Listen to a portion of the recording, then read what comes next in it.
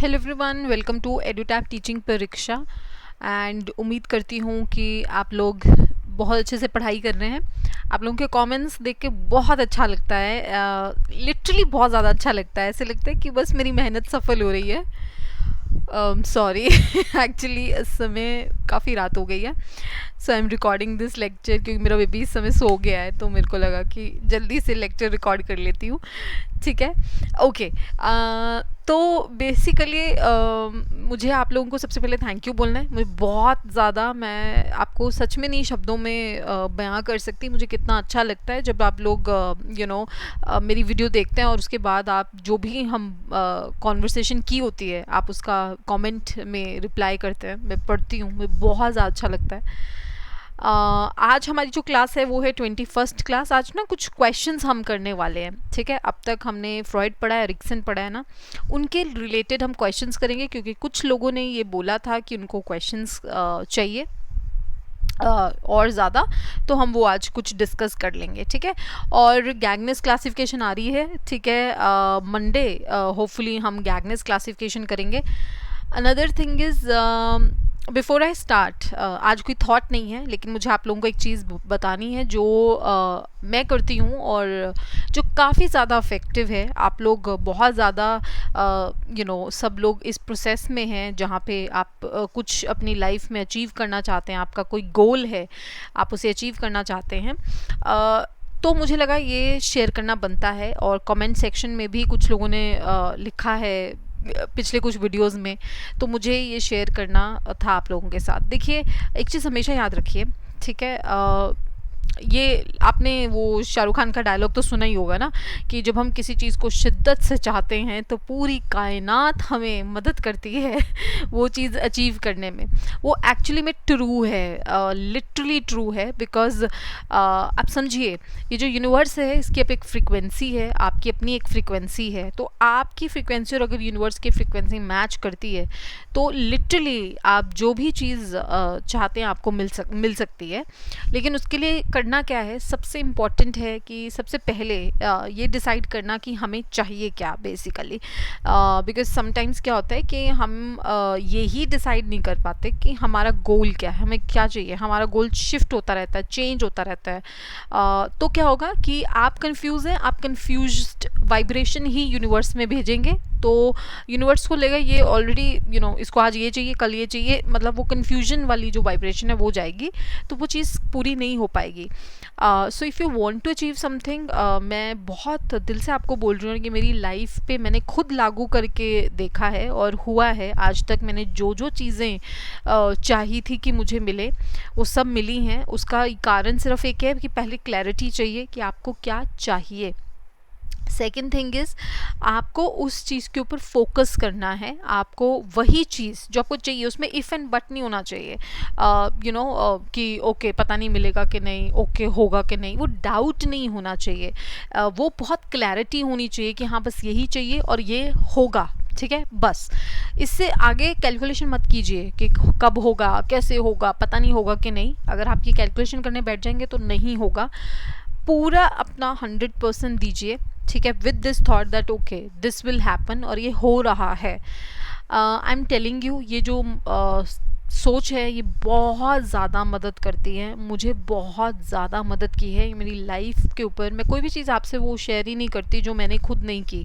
मैं सिर्फ वही शेयर करती हूँ जो मैंने खुद इम्प्लीमेंट किया है, और ये मैंने करके देखा है। ये बहुत मददगार साबित होती है। आपको कुछ भी चाहिए, आपको पैसा चाहिए, गाड़ी चाहिए, जॉब चाहिए, बच्चा चाहिए, हस्बैंड चाहिए, वाइफ चाहिए कोई भी कुछ भी चाहिए, लेकिन उसके लिए पहले क्लैरिटी होनी बहुत ज़रूरी है। एंड देन वो थॉट को आप बाहर छोड़ें, यूनिवर्स तक वो थॉट पहुँचेगा एंड वो चीज़ें आपकी लाइफ में आनी स्टार्ट हो जाएंगी, मैनिफेस्ट होनी स्टार्ट हो जाएंगी। लेकिन उसके लिए सबसे इम्पॉर्टेंट है क्लैरिटी। ये कहना बहुत आसान लग रहा है, लेकिन क्लैरिटी ही एक सबसे बड़ी दुविधा वाली चीज़ है जो नहीं मिल पाती। तो अगर आप वो कर दें, सारा कुछ ऐसे हो जाएगा। ठीक है, और मुझे लिख के बताइएगा कि आप में से कितने लोग हैं जो एक्चुअली में शिद्दत से कोई एक चीज़ चाहते हैं और विदाउट एनी डाउट चाहते हैं, मतलब उसमें 1% भी डाउट नहीं होना चाहिए। ठीक है, ये बहुत बड़ा कैच है इसके अंदर। चलिए कीजिएगा इसको, और इस एक्सरसाइज को करके देखिएगा आप रात को, स्पेशली सोने से पहले, एंड विदाउट एनी डाउट मैं बार बार रिपीट कर रही हूँ, 1% डाउट भी नहीं होना चाहिए कि पता नहीं होगा कि नहीं होगा। आप फिर इसको उस वाइब्रेशन को जरा आप बाहर निकाल के देखिए, कमाल हो जाएगा। आप खुद बोलेंगे कि ओह वाह ये ऐसे हो गया। ठीक है, चलिए अब स्टार्ट करते हैं। पहला प्रश्न, हाँ okay, the first question is the basic strength of play age is. अब देखिए ये जो प्रश्न है आपको समझ में आ गया होगा, ये एरिक्सन का प्रश्न है। एरिक्सन ने यहाँ पे ये पूछा है कि जो हमारी प्ले एज होती है, आपने देखा है एरिक्सन ये कहते हैं कि हर उम्र के साथ कुछ एक स्ट्रेंथ उस उम्र में आती हैं, कुछ एक चीज़ें हैं जो हम एक उम्र में सीखते हैं। जैसे हमारी अगर खेलने की उम्र है, खेलने की आयु है, तो उसमें हम क्या सीखते हैं, क्या बेसिकली एरिक्सन ने बोला है। तो देखिए, क्या हम ईमानदारी सीखते हैं, फिडिलिटी सीखते हैं, तो यार इसको आप एलिमिनेट कैसे करेंगे। सीधी सी बात है, अगर हम प्ले एज की बात कर रहे हैं तो वहाँ पे तो ईमानदारी, फिडिलिटी ऐसे कॉन्सेप्ट का तो कोई लेना देना नहीं होता, बच्चे को पता ही नहीं होता कि बेसिकली ऐसा भी कोई कॉन्सेप्ट है। सो ये तो नहीं हो सकता। ठीक है, अब है सेकंड पर्पस कि बच्चा अपना एक उद्देश्य जो है वो खंगालता है, मतलब कि वो कोशिश करते हैं कुछ ना कुछ करने की, डिफरेंट चीज़ें। ठीक है, या बच्चा केयर सीखता है, तो अगेन प्ले एज में है। बच्चे को नहीं पता कि केयर का भी एक एलिमेंट आ सकता है। केयर जो होता है वो बेसिकली मतलब कि एक ऐसा एलिमेंट है जिसमें एक सेट ऑफ इमोशन चाहिए, एक सेट ऑफ थॉट चाहिए। उस उम्र में बच्चा ऐसा नहीं सोचता। बेसिकली जब हम प्ले एज की बात करें, वहाँ तो खेलने कूदने की उम्र है। ठीक है, उस टाइम पे बच्चा अलग अलग चीज़ों के अंदर इन्वॉल्व है। वहाँ पे बच्चा जब चीज़ों के अंदर इन्वॉल्व है, वो कुछ ना कुछ खुद करने की कोशिश करता है। सो कुछ ना कुछ खुद ट्राई करने की कोशिश करते हैं। सो बेसिकली यहाँ पे इसका करेक्ट आंसर है पर्पस। ठीक है, ओके। सो प्ले एज में बेसिकली हम क्या ढूंढते हैं कि हमें पर्पस चाहिए। पर्पस इस तरीके से कि हम कोशिश करते हैं कि ओके, बच्चा आपने देखा ही होगा, अगर आप देखें बच्चों को, जब बच्चे खेलते हैं तो वो अलग अलग रोल जो हैं वो अपनाते हैं। प्ले वाले खेल खेल में तो डॉक्टर बन जाओ, वाइफ बन जाओ, है ना, एटसेट्रा। और स्पेशली जो चीज़ उन्होंने देखी होती है वो रोल वो वैसे ही अपनाते हैं। जैसे आमतौर पे देखा गया है कि लड़का कभी भी हाउस वाइफ का रोल प्ले नहीं करता, वो हमेशा एक फादर का रोल प्ले कर रहा है, who is going to the office, है ना। तो ये क्या है, एक पर्पस है उनके सामने एंड एक गोल है उनके सामने, और उसको वो लेके आगे प्ले करते हैं। ओके, चलिए अगला प्रश्न। एरिक्सन के मुताबिक dash is a feeling of self consciousness end of being looked at और एक्सपोज्ड। कौन सी ऐसी फीलिंग है जहाँ पे हम खुद को लेके, सेल्फ कॉन्शियसनेस का मतलब होता है कि खुद को लेके बहुत ज़्यादा सचेत हो जाना। ठीक है, और फिर हम खुद को बेसिकली देखते हैं अपने ऊपर, हमें ये होता है कि कोई हमारी कोई सीक्रेट है वो कोई जान ना ले बेसिकली। सो एरिक्सन के मुताबिक वो कौन सी फीलिंग होती है जब हम खुद को लेके बहुत ज़्यादा सचेत हो जाते हैं, कॉन्शियस हो जाते हैं। ठीक है, और हमें ऐसे बेसिकली लग रहा होता है कि कोई हमें हमारा कोई जो भेद है वो ना खोल दे। तो कौन सी फीलिंग होती है, पहले शेम। देखिए, शेम तो शर्म है। शर्म में ऑब्वियसली हम जब हमें शर्म आ रही है किसी भी चीज़ को लेकर, हमारे साथ कुछ गलत हो गया है, ठीक है, लेट्स से फॉर एग्जांपल, तो हमसे कुछ गलत हो गया तो वी आर फीलिंग बैड, है ना, फिर शर्म आनी स्टार्ट हो जाती है। पर वहाँ पे हम कोई सेल्फ कॉन्शियस नहीं हो रहे होते, राइट।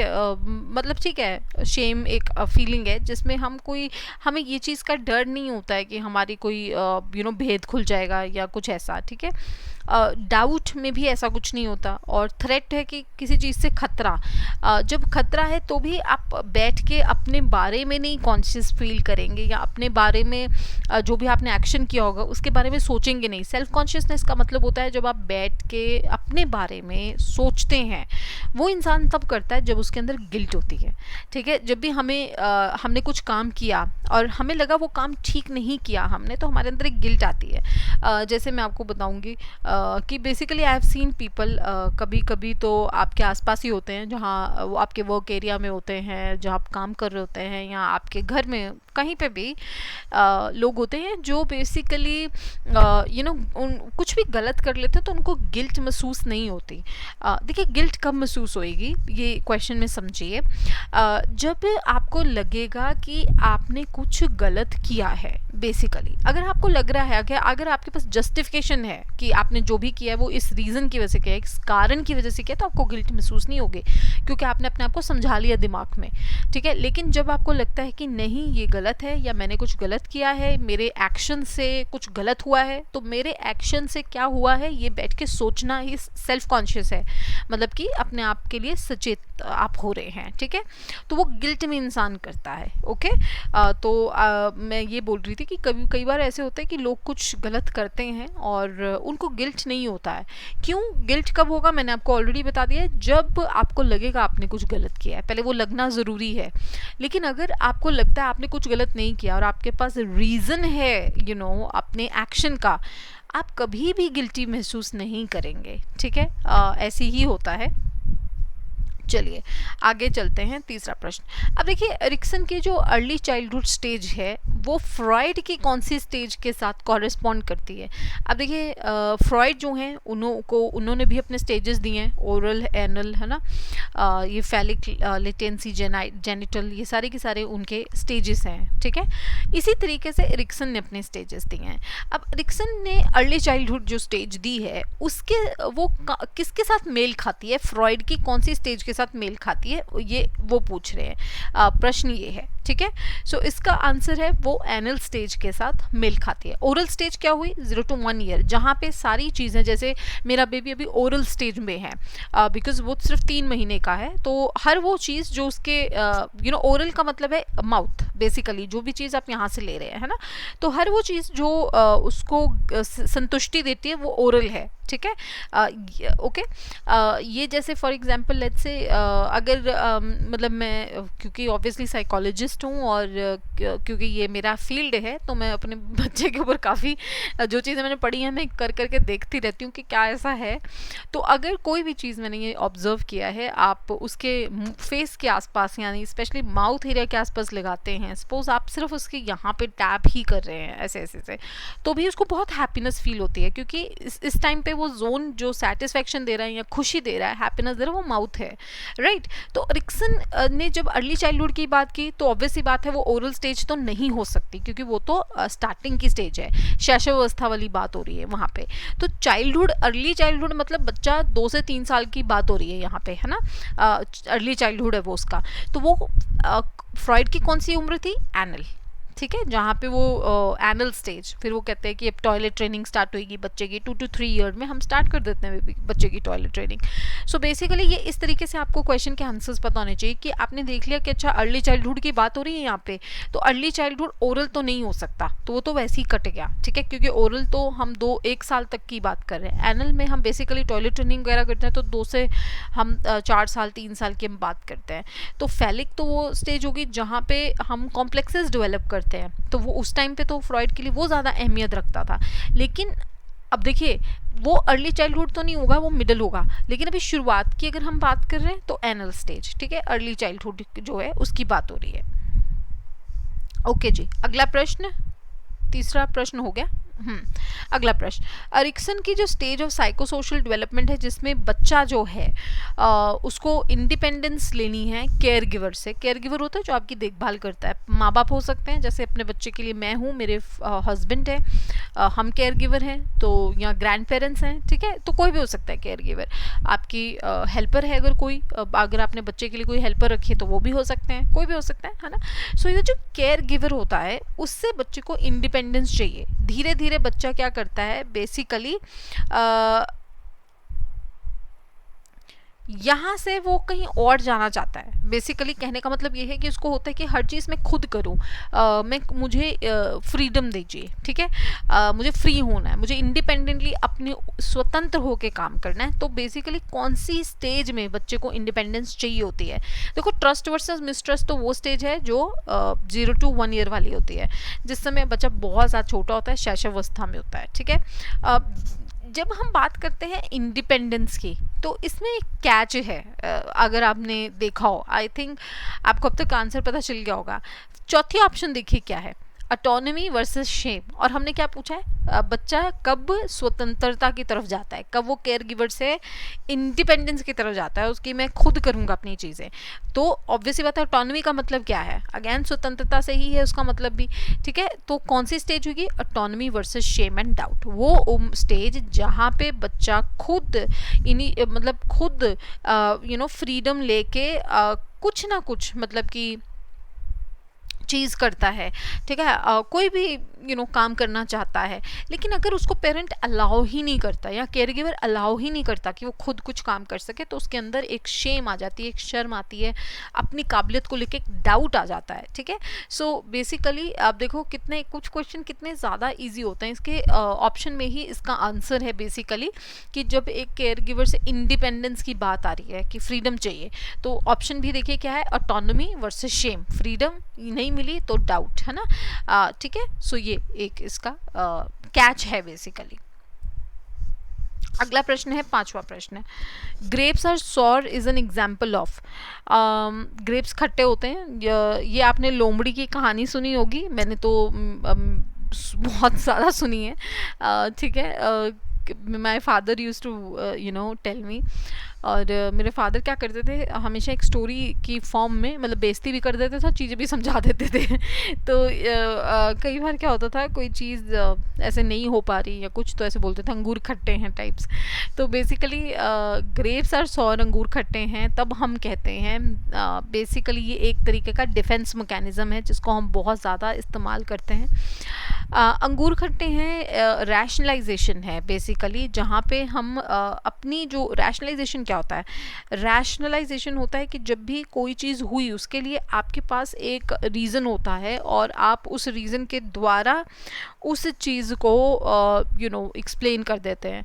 मतलब कि कहने का भाव ये है कि सपोज़ कोई चीज़ नहीं हुई तो मैं ये कहूँगी कि ये इस वजह से नहीं हुई क्योंकि मेरे में कोई कमी है, हम कहेंगे कि ये इस वजह से नहीं हुई क्योंकि बाहरी कोई फैक्टर है जो रिस्पॉन्सिबल है। जैसे कि अगर क्लियर नहीं हुआ पेपर तो इस वजह से नहीं क्योंकि मेरी एफर्ट में कमी थी या मैंने शायद उतना वर्क नहीं किया या मेरी काबिलियत में कमी थी, बल्कि हम ये कहेंगे कि ये इसलिए नहीं क्लियर हुआ because of the exam paper tough आया था, या इस बार पेपर अच्छा नहीं बनाया एग्जामिनर ने, या मैम ने पार्शियलिटी की, अच्छे नंबर नहीं दिए। तो ये रैशनलाइजेशन है, हम बेसिकली खुद को ये समझाते हैं कि भाई देखिए हम बिल्कुल ठीक हैं, प्रॉब्लम बाहर है, ठीक है। सो ये रैशनलाइजेशन है, कभी ना कभी हम सब करते हैं। और रिप्रेशन होता है चीज़ों को दबाना, ठीक है, और रिग्रेशन होता है वापस जाना किसी और स्टेज पे, और रिएक्शन फॉर्मेशन आपको पता ही है, ठीक है। बेसिकली कोई भी चीज़ हुई उसके अगेंस्ट हम जब कोई भी रिएक्शन अपनी प्रतिक्रिया बना लेते हैं, ठीक है। तो इसमें से जो ये डिफेंस मैकेनिज्म है वो है रैशनलाइजेशन। ओके, टाइप करके ज़रूर बता दीजिएगा, कमेंट करके ज़रूर बता दीजिएगा, क्योंकि ये एक रिकॉर्डेड सेशन है तो मेरे को नहीं समझ में आएगा कि आपको क्लियर हुआ है कि नहीं। प्लीज़ बता दीजिएगा कि क्लियर हुआ है कि नहीं। कोई चीज़ मुझे एक्सप्लेन करनी है दोबारा से वो भी कमेंट करके बता दीजिएगा, ठीक है। ओके, चलिए नेक्स्ट प्रश्न है क्वेश्चन नंबर 6। देखिए मैंने आपको पहले ही बोला था कि एक स्टेज होती है जहाँ पे हम कुछ कॉम्प्लेक्सेस डेवलप करते हैं, वो है फैलिक स्टेज, ठीक है। अब देखो ऑडिपस कॉम्प्लेक्स एक कॉम्प्लेक्स है जिसमें एक जो बच्चा होता है, बॉय स्पेशली, वो अट्रैक्टेड फील करता है टुवर्ड्स किसके, ऑब्वियस सी बात है ऑपोजिट अट्रैक्शन होती है, तो फादर की तरफ तो नहीं अट्रैक्ट होगा, ठीक है। सिस्टर और ब्रदर की भी हमने कोई बात सुनी नहीं है ऐसे फ्रॉइड के स्टेजेस में। हमने क्या बात सुनी है कि कॉम्प्लेक्सेस में मदर या फादर के साथ अटैचमेंट होती है। तो जो फैलिक होता है उसके अंदर ये जो दो कॉम्प्लेक्सेस होते हैं, एक ऑडिपस कहते हैं इसको, एक इलेक्ट्रा कहते हैं, ठीक है। तो आपने याद रखना है कि जो ऑडिपस है वो बेसिकली एक ग्रीक से आया है, क्योंकि ग्रीक में माना जाता है कि कोई ऑडिपस नाम के कुछ हुए हैं, ठीक है, कोई हुए हैं जिनके, अब मुझे नहीं पता ये स्टोरी सच है कि नहीं, बट ऐसे बोला जाता है कि उन्होंने अपनी मदर के साथ शादी की थी। एंड सो बेसिकली आपको इससे याद रखना है कि एक ऑडिपस इज अ बॉय, ठीक है, एंड बॉय को अट्रैक्ट हो रहा है टुवर्ड्स दी मदर, माँ के साथ, ठीक है। तो पता नहीं कहीं ना कहीं शायद इस चीज़ में कितनी सच्चाई है कि इस थियोरी में, लेकिन अगर हम देखें नॉर्मली भी अगर हम देखें तो ऐसा आपने देखा होगा, नोटिस किया होगा कि माँ की नेचुरल अट्रैक्शन होती है टुवर्ड्स दी सन, और फादर नेचुरली ज़्यादा प्यार करते हैं डॉटर से। अब पता नहीं अब ये इसका रीज़न कहीं ना कहीं यहाँ है, क्या है आई डोंट नो, बट ऐसे बोला जाता है, ठीक है, कि जो माँ होती है ना वो बेटे से बहुत प्यार करती है, यहाँ जो फादर होते हैं उनको डॉटर से बहुत प्यार होता है, वो डॉटर के लिए कुछ भी कर देंगे। सो आई डोंट नो, बस मेरे केस में तो ऐसे ही था, हमारे मेरे फादर हमें बहुत ज़्यादा प्यार करते थे। सो मतलब बहुत ज़्यादा ही यूज्ड टू लाइक लव, बहुत आई थिंक सबके फादर बेटियों से बहुत प्यार करते हैं और बेटियों को एक्स्ट्रा प्यार मिलता है ना। तो शायद ये एक यहाँ से थियरी बनी हुई है कॉम्प्लेक्सेस से कि ये एक रीज़न है। अब पता नहीं ये कितना सच है, बट आपको ऐसे याद रखना है कि ऑडिपस में क्या था कि बेसिकली ऑडिपस एक आदमी लड़का था और उसकी अट्रैक्शन अपनी माँ के साथ थी, ठीक है, ओके। आपको ये बस इतना याद रखना है। कहानी इसीलिए सुनाई जाती है क्योंकि कहानी को बाद में याद करना काफ़ी आसान रहता है। जैसे आप लोगों ने उस दिन लाइव में भी पूछा था कि कैसे याद रखें चीज़ों को, तो रट्टा मत मारिए प्लीज़।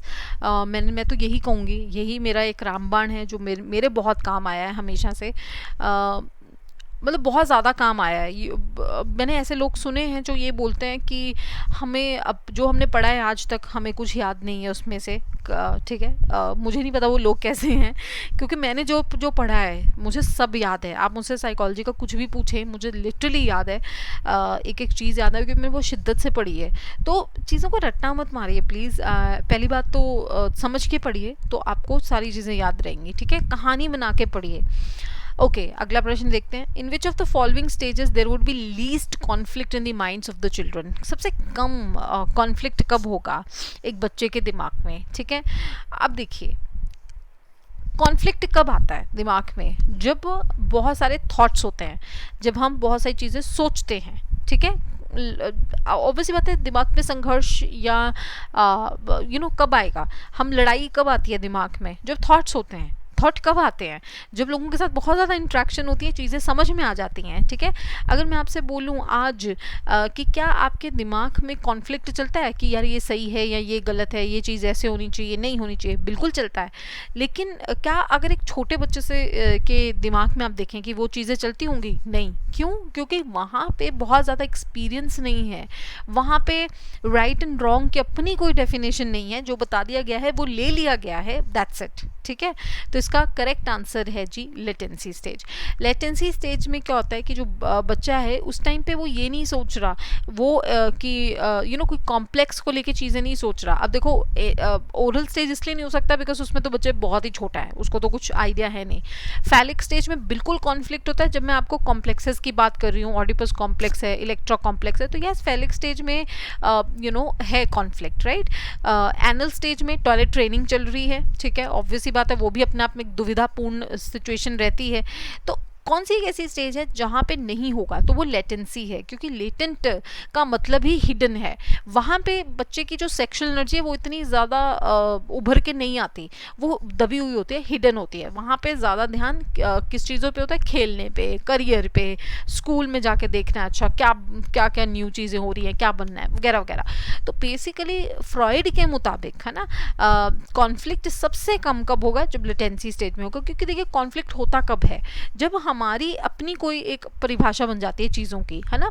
तो फैलिक स्टेज में तो वो परिभाषा चल ही रही है कॉन्टिन्यूसली, चल रहा है कि मैं अपने फादर की तरफ अट्रैक्टेड हूँ या मदर की तरफ अट्रैक्टेड हूँ, सही है या गलत है। एंग्जाइटी होती है, जैसे हमने ये पढ़ा है कि ऑडिपस कॉम्प्लेक्स में बॉय मदर की तरफ अट्रैक्ट होता है, लेकिन उसको ऐसे फील होता है कि शायद मेरे फादर को ये चीज़ पता चल जाएगी, एंड देन कैस्ट्रेशन एंग्जाइटी होती है। तो ऑब्वियसली कॉन्फ्लिक्ट चल रहा है ना दिमाग में, दुविधा है उसके दिमाग में कि ऐसे हो सकता है। अब वो दुविधा लेटेंट में नहीं होती। देखिए हमेशा याद रखिएगा, एक ट्रिक है, लेटेंट का मतलब याद रखिए, लेटेंट का मतलब होता है छुपा हुआ, हिडन, कोई भी चीज़ जो छुपी हुई है, जो हिडन है। तो लेटेंट में क्या होता है कि आपकी जो सेक्सुअल एनर्जी है वो छुपी हुई होती है, वो हिडन होती है, क्योंकि आपका ध्यान किसी और चीज़ पे होता है, ठीक है। तो वहाँ पे बहुत कम कॉन्फ्लिक्ट होता है। मैं बार बार आपको ये बोल रही हूँ कि लेटेंट का मतलब याद रखिए छुपा हुआ, ठीक है, हिडन। आपका आंसर ऐसे ही ये ठीक हो जाएगा। ओके चलिए अगला प्रश्न, फ्राइड के मुताबिक what is the function of ego, ego का काम क्या है। कोई कहता है जी ईगो का काम है हमारा जो सेल्फ कॉन्फिडेंस है उसको बढ़ाना। कोई कहते हैं जी ईगो, दूसरा ऑप्शन कहते हैं जी to push for fulfilment of one's own self interest, कि ईगो का काम है हमारा जो खुद का इंटरेस्ट है उसको पूरा करना। फिर कहते हैं जी ईगो का काम है मीडिएट करना, मतलब वो बीच में एक मध्यस्थता का काम करता है, इम्पल्सिव जो हमारी ड्राइव्स हैं उसके और जो मॉरल कॉन्शियंस है हमारी उसके बीच में। देखिए फ्रॉइड के मुताबिक ईगो का क्या काम है। देखिए पहले तो ये समझिए कि हम हमेशा ये सोचते हैं ईगो बुरी चीज़ है, जबकि ऐसा नहीं है। ईगो हमारी पर्सनालिटी का बहुत अहम हिस्सा है, बहुत अहम हिस्सा है। लेकिन हम हमेशा ये बोल देते हैं, हम हमेशा ईगो को नेगेटिव लेके जाते हैं कि यार तेरे में ना बहुत ईगो है, हम ऐसे बोलते हैं ना, which is not wrong, basically वो ठीक है। अब ईगो को ऐसे समझिए आप कि ईगो क्या करती है, फ्रॉइड के मुताबिक एक इड है और एक साइड सुपर ईगो है, ठीक है। इड हमारा इदम है और एक साइड सुपर ईगो है, ठीक है, जिसको हम जो है परम अहम कहते हैं, ठीक है। अब जो इड है वो ये कहता है कि मुझे अपनी डिज़ायर्स को पूरा करना है, मेरे दिमाग में जो भी आए मुझे उसे पूरा करना है, ठीक है। फॉर एग्जांपल दिमाग में आए चोरी करनी है तो कर लेते हैं, ठीक है। अपनी कोई भी जो हमारी ड्राइव है उसको इमीडिएटली पूरा करने का काम इड करता है। कोई भी इम्पल्स आई, कुछ भी दिमाग में आया, वो कहता है कि मुझे इसे पूरा करना है, ठीक है। ये इड का काम है, हमारी पर्सनैलिटी का एक पार्ट है इड। एक साइड है सुपर ईगो। सुपर ईगो कहती है कि नहीं देखिए चोरी नहीं करना, क्योंकि चोरी करना गलत होता है, इट्स नॉट राइट, किसी की चीज़ को चुराना गलत बात है, बुरी बात है। तो ये सुपर ईगो है। सुपर ईगो हमेशा हमारे एक्शन के लिए मोरालिटी जो है उसकी तरफ ध्यान देता है और हमें बताता है, उसका मॉरल वाला जो मॉरलिटी होती है उसके ऊपर फोकस करता है, जो मॉरल वाला हिस्सा होता है उसके ऊपर फोकस करता है, ठीक है। अब बीच में होता है ईगो। ईगो का काम क्या है, एक तराजू की तरह, तराजू की डंडी है, आप ये सोच लीजिए ईगो कि इधर इड है और इधर सुपर ईगो है और इसको वो बैलेंस बना के रखना है। ईगो कहेगा कि देखो ठीक है आप करो अपनी ज़रूरत पूरी, लेकिन ऐसे नहीं कर सकते, ठीक है। किस तरीके से करेंगे वो तरीका फिर ईगो बताएगा कि नहीं चोरी तो नहीं कर सकते, ठीक है, अगर आप चोरी करेंगे तो आपको जेल जाना पड़ेगा और वैसे भी चोरी करना गलत होता है। तो एक ऑल्टरनेट जो है ईगो जो है वो बनाने की कोशिश करता है, एक बैलेंस बनाने की कोशिश करता है। तो ईगो का काम क्या है, बैलेंस बनाना। ये नहीं कि आपका जो मन में आया, आपका जो सेल्फ इंटरेस्ट है, जो आपके दिमाग में आ रहा है उसको पूरा करना, ना ये नहीं, ना ही कि आपका कॉन्फिडेंस पता नहीं कहाँ से कहाँ बढ़ा देना, नो, ठीक है। चलिए अगला प्रश्न, question number 9, according to Freud theory of psychosexual development, the stage between 6 and puberty during which this little psychosexual development is the, मैंने आपको ऑलरेडी बता दिया है। जब बात हो ना कि कौन सी ऐसी स्टेज है जहाँ पे बहुत कम साइकोसेक्सुअल डेवलपमेंट होती है या बिल्कुल नहीं होती है या जहाँ पे सेक्सुअल एनर्जी छुपी हुई होती है, तो आंसर है लेटेंट स्टेज। लेटेंट से ही नाम से याद रखना, दबा हुआ है, ठीक है, छुपा हुआ, दबा हुआ, तो आंसर है लेटेंट स्टेज, ठीक है।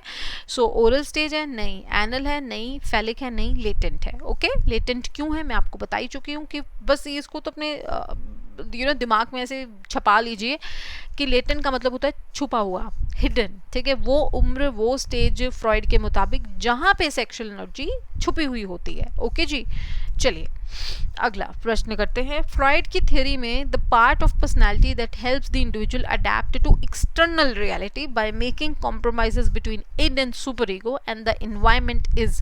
अब देखिए अभी हम ऑलरेडी ऐसा एक क्वेश्चन कर चुके हैं, वो पार्ट हमारे व्यक्तित्व का, हमारे व्यक्ति का वो पार्ट जो मदद करता है व्यक्ति को जो बाहरी दुनिया है उसके साथ डील करने में। अब देखिए कॉम्प्रोमाइज़ कराता है इड और सुपर ईगो के बीच में, ठीक है। अब मैंने आपको ऑलरेडी बता दिया, इड कहता है कि चोरी कर ले, ठीक है, ई सुपर ईगो कहता है नहीं जी चोरी करना गलत बात होती है। तो बीच में कोई तो आएगा ना जो कहेगा कि ठीक है आपको कोई चीज़ चाहिए आप वो ऐसे ले सकते हैं, चोरी नहीं करनी है।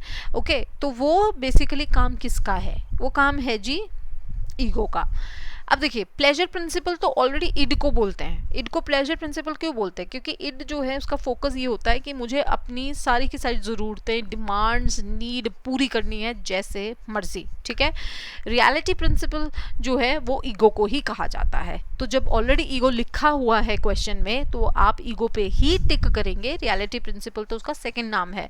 हम ईगो को कह देते हैं कि ego is a reality principle, क्योंकि ईगो जो है वो रियलिटी के साथ डील करता है। ठीक है, रैशनलाइजेशन एक डिफेंस मैकेनिज्म है, तो वो इसका आंसर नहीं हो सकता। ओके जी, so thank you so much for watching this video. उम्मीद तो यही है कि आपको पसंद आई होगी। ठीक है, और थोड़ी सी आज स्लीपी लग रही हूँ बिकॉज लेट हो गया है काफ़ी and I want to sleep इसके बाद। तो आप लोग भी अपना अपना ख्याल रखिए। Good night. ठीक है, और ज़रूर बताइएगा ठीक है आपको कैसा लगता है वीडियो, और कोई भी डाउट है, कुछ भी आप बात करना चाहते हैं, होता है sometimes you know you really want to talk, please बिना झिझके एक मेल भेजिए, हम बात करेंगे।